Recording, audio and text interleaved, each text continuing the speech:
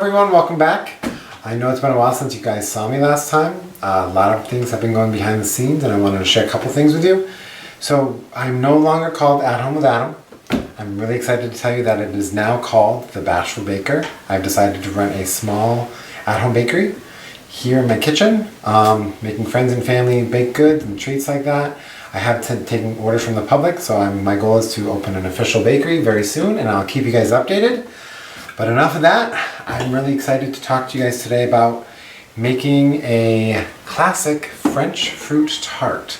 So if you've ever gone to a patisserie, a bake shop, and you see a tart with the beautiful glazed fruits, that's what we're making today. I figured let's go classic. It's spring, the vibrant colors of spring. I think it's going to be great, and I think we'll just go ahead and get started. Alright, so we're making a classic fruit tart. There's actually three components.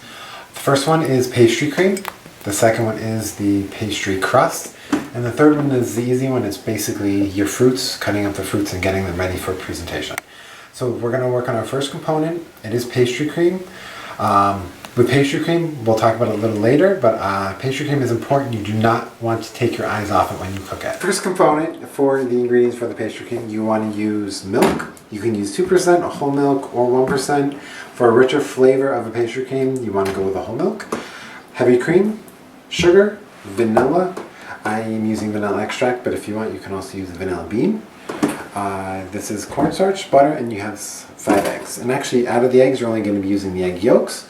So what I did is I kept a little container of the egg whites. A little tip is put a piece of tape and let yourself know how many egg whites you have on the thing, so when you use them later, you know exactly how many you have left in there. Right, so for the first step of the pastry cream, you want to mix, you need to get a saucepan, because you're going to need the saucepan for an important step.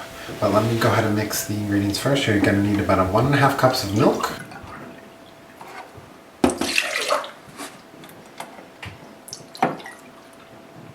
Alright. You need about 1/4 cup of sugar.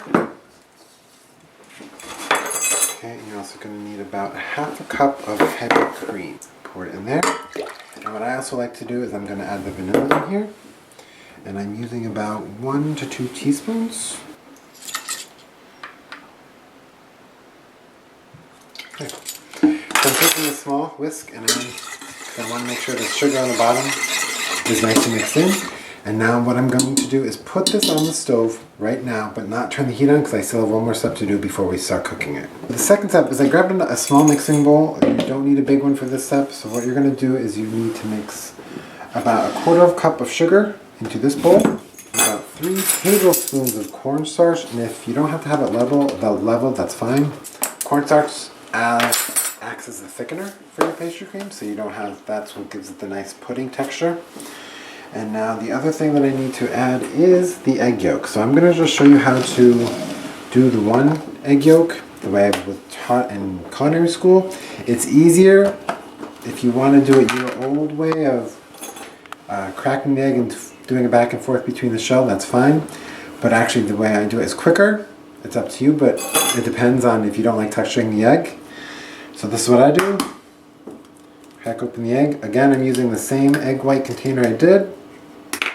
Putting it in my hand and just letting the egg whites fall through. And you can do this back and forth, and then sometimes you can, yep, that's right. Okay, sometimes, there you go. Good, and just throw it in there. So I'm going to go ahead and finish the rest of the eggs. Alright, so what we're going to do is I have the egg yolks in there with all the other ingredients, and I'm just going to do a mix. And you're looking for a pale yellow consistency. So you want to maybe mix it for a couple minutes. Okay, just like that. Alright. So now what we're going to do is we're going to go to the oven. We're going to leave this alone for now. We're going to put this on a medium heat. Alright, so as you can see, I'm stirring the milk mixture. Again, you just want it to be a slight simmer. You'll see the bubbles around the sides of the pan right here. You don't want it too hot. The reason why you don't want it too hot is because we have to pour a little of this mixture into that egg mixture. And you don't want scrambled eggs. Alright, so that's why you keep an eye out the milk. You don't necessarily need to stir it all the time. you do when you add the egg mixture, but right now just let it sit for a few more minutes, and if it starts getting hot, we'll look for the bubbles on the side. The milk mixture is warmed up enough, which is good. We don't want it too hot because we're about to transfer this over to the other bowl, but not the whole thing. So the next step is very important, and it is called tempering your milk. Notice I'm leaving the oven on because we're coming right back to it. Alright, so what we're doing is I'm going to immediately start stirring this and slowly pour the hot milk. You don't want a lot of it. This is tempering because, again, if you pour out too much of it, you're going to get cooked eggs, and you do not want that. A little at a time. Okay, just a little at a time. And then a little bit more. Keep stirring. And whatever you do, if you see a lump in there, you just made scrambled eggs, and you don't want that.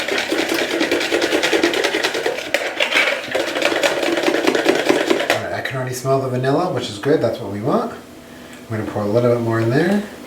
Okay.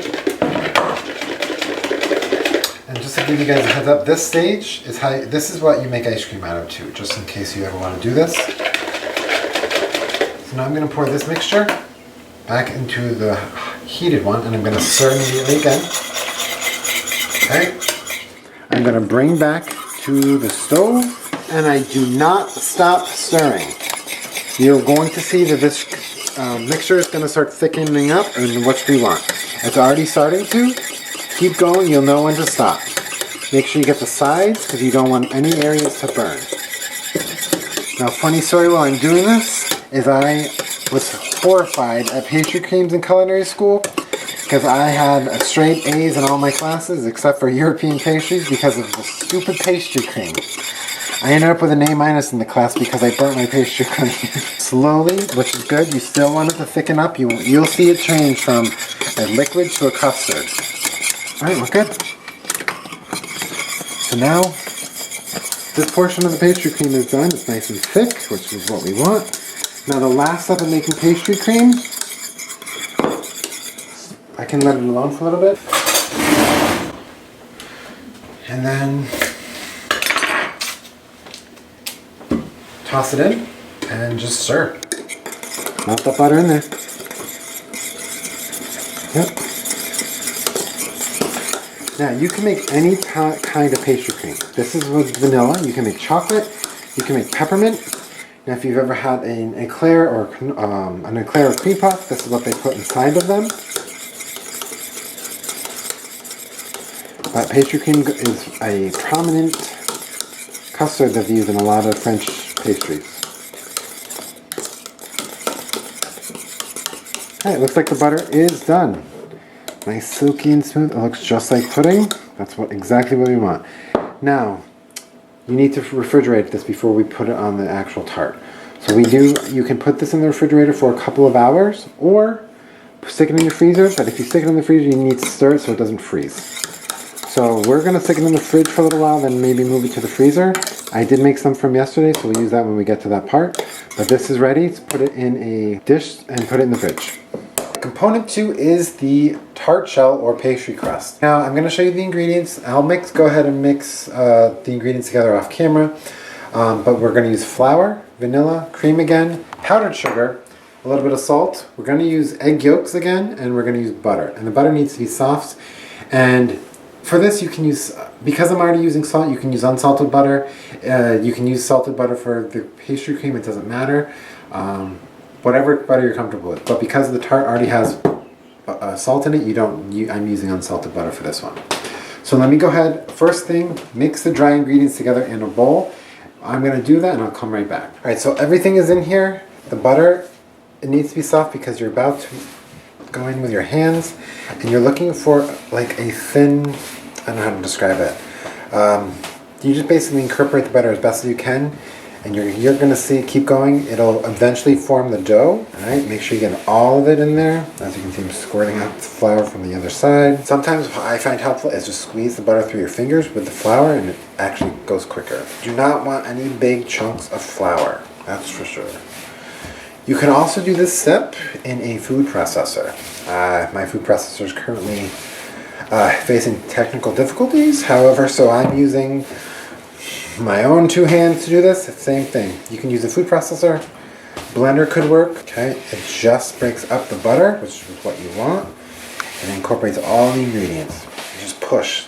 See, this is too thick of a piece of butter, just squish them down, and you're looking for little pieces. It honestly looks like a little bit of coarse, like cornmeal. That's what you kind of want. Alright, it's almost good. Actually, this works quite well.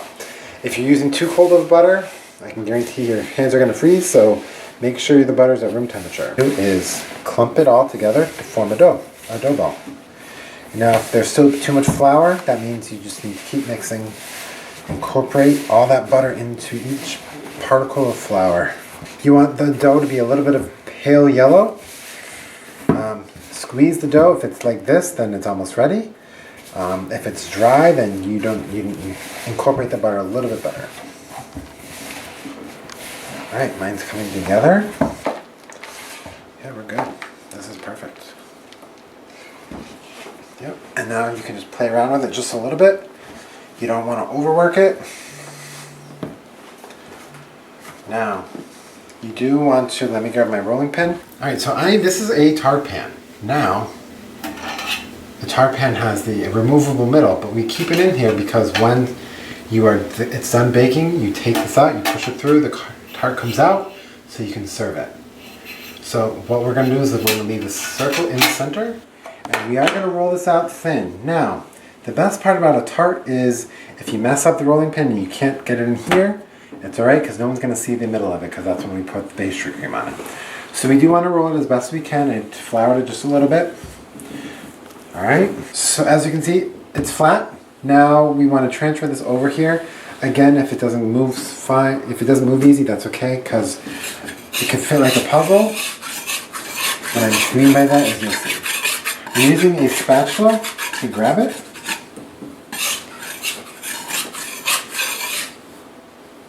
If it breaks, don't worry. Okay. Like I said, if it breaks, don't worry. Okay. Now watch. This is what I said. It's like a puzzle. You're going to squeeze it in here. Get all the excess. Use the palm of your hands. Now with the sides, take a little bit of excess dough and push to the side. There's so much butter in here, you do not need to grease this. And if you have excess dough, don't worry about it. I'm going to show you how to remove it. See again, it's in there, we got it. That's what we want. You don't want any little dark pieces in there because that's showing you the pan on the bottom. You don't want that because you don't want it to burn. So a little, see here, fill in with dough, just squeeze. Okay. Again, palm of your hand is your best device because you can use a rolling pin or buy a rolling pin that fits in the size of a tart pin, but why spend the money? My lovely little spatula, I'll just go around the sides.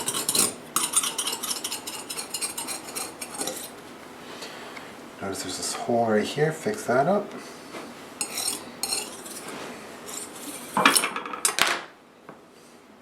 Okay, I notice that this part is, if you can see, I notice this is a little bit thin. So I'm going to add a little bit more dough. Now your tart shell is basically ready. The only step you have left to do is you do need to freeze this dough for about 20 minutes or half an hour before you put it in the oven. Alright, so I'm going to freeze this dough really quick and then we'll come back after it's ready. I just took the tart out of the freezer. Now what you want to do is I set the oven temperature to about 370. I'm going to cover it with tin foil. Now you have a couple of options. You can leave it with tin foil and then cover it. If you have pie weights, put them down here. If you don't have pie weights, you can use beans, dried beans, put them here as pie weights. For me, I'm okay with this. We're only going to cook about half an hour. If it raises a little, that's okay. So we're just going to stick them in the oven, top shelf. You don't need to stick it on a cookie sheet. This is fine the way it is. Alright, so now what we're doing while that's baking, we're going to start with our fruits. You can get any fruit for a fruit tart. Blueberries, raspberries, I got strawberries, there's mandarin oranges. People have done peaches, pears, whatever you want to do. It's your tart, you can do it.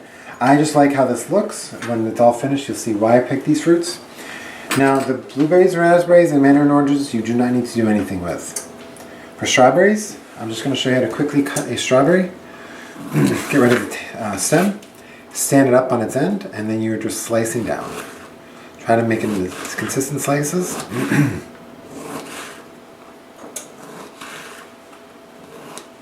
Alright, so now they're fanned out, ready to go. Now for a kiwi, it's kind of tricky. There's a lot of YouTube videos you can watch to show you how to do it without having to actual shave it. You can do this. Now what I do is I take a spoon, I go in close to the skin, and I follow along all the way around. And then I keep going deeper. Keep going deeper. Okay, may have to pull out the spoon a little bit.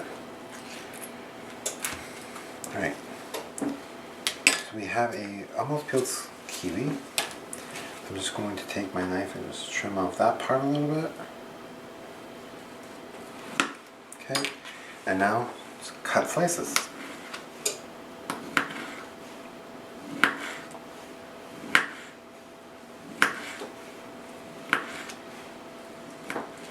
Okay, this kiwi's ready to go, so I'm going to go ahead and finish some strawberries and kiwi up. Cook the tart for about a half an hour. You want a nice golden brown. You don't want to overcook it. That's why I put it on the top shelf, so you can look at it. About the last 5 minutes of cooking, take the tin foil off so the top can brown. We took it out of the oven. As you can see, there's a little circle, but I use a bowl as a kind of a pie weight to keep the middle down. But again, don't worry, because we're going to fill this. What you're going to do is make sure it's cooled completely. You're going to take your cooled pastry cream. You're going to put it on top, spread it nice and even, and then we're going to decorate with fruit. So what I'm going to do is go ahead and do that, and I'll come back with my final product.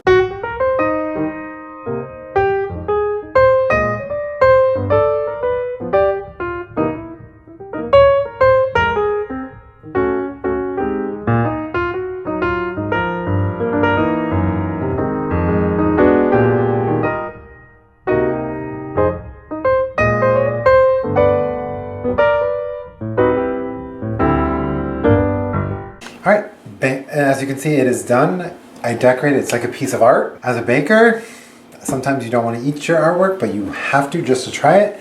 But there's one last step. So whenever you see these in a window or at a bakery or patisserie, you're going to see them glazed. They're shiny. You can like put a camera on them. They're shiny. So I'm going to show you what the bakers use. All I took was a couple spoonfuls of apricot glaze. If you don't like apricot, you can use apple jelly. Maybe a teaspoon of water, melt it. Mix it together, and then you just glaze the fruit. So now it's nice and shiny. And then the fruit acts, the sugar and the apricot glaze will act as a barrier. So now it'll be camera ready. Now while I'm doing this, I know this was a lot of steps. To make a quicker version of a fruit tart, and to still surprise all of your family and friends, for the base, instead of making a pastry tart, you can get a rolled dough of sugar cookie. Put that as the base. You can make a box of vanilla pudding. You can use that as the custard, and then you get your fruit. And you have created your very own fruit tart. Quite simple, and you can still surprise all your family and friends. So as you can see, the glaze is making all the fruit shine. Alright, so let me introduce my friend Patrick. He's also one of my videographers. So I'm used to tasting my food, but I want my crew to come in and enjoy and give their overall thoughts, so I'm very excited to have him on board. So let me go ahead and cut him a piece, and then we'll get what he has to cut. Now I just love this because you can see the vibrancy of the colors. You can use a pizza cutter if you want. Oh, perfect. And just cut it like a pizza. Okay, and then there you go. Let's make sure you get everything. Let me get you a raspberry. Right, there you go, bud. Thank you. Want a fork or you go with your hands? I'll go with my hands.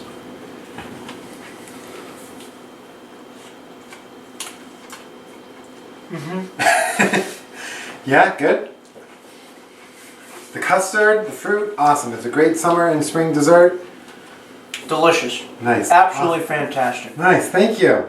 Please join me next time for another surprise recipe. It could be something savory, it could be another baked item. Who knows? If you like this video, please comment, like, or subscribe. But stay in touch. We at the Bashful Baker will return soon. Thank you and see you later.